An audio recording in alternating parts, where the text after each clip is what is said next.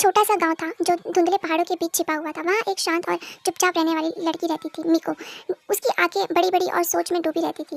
वह ज्यादातर समय अपनी दादी के पुराने बगीचे में बिताती थी। यह बगीचा अब जंगली और बेतरतीब हो गया था, लेकिन मिको को लगता था कि इसमें कोई आत्मा बसी है। हवा उससे बातें करती थी।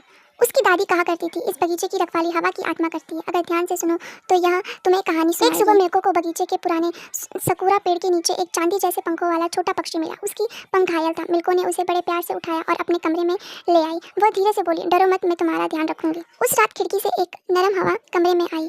पक्षी धीरे धीरे चमकने लगा और मिल्को को एक हल्की सी आवाज सुनाई थी, धन्यवाद, मैं सिर्फ एक पक्षी नहीं हूँ, मैं हवा की आत्मा का बच्चा हूँ। हर रात हवा मिल्को से बातें करने लगी। वो उसे बादलों की बातें बताती जो समुद्र पर नाचते हैं, उन पेड़ों की जो सब कुछ याद रखते हैं और उन जगहों की जो अब सिर्फ हवा को याद है। कुछ दिनों बाद गांव में सड़क बनाने वाले लोग आए।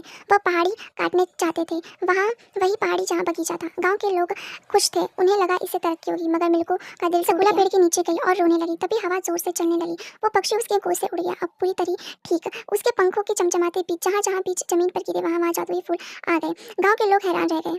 फिर आकाश में एक विशाल सफेद बगुला दिखाई दिया। हवा की आत्मा उसकी आवाज गूंजी, यह जगह प्रेम की पहचान है, इसे नष्ट मत करो। उस दिन के बाद बगीचे को कोई नहीं छुआ। लोग अब वहाँ सड़कें बनाने नहीं बल्कि शांति पाने, सांस लेने और हवा की कहानियां सुनने आते थे। और मिको अब वो उस बगीचे की नई रक्षक थी, हवा और कहानियां की रखवाली करने वाली।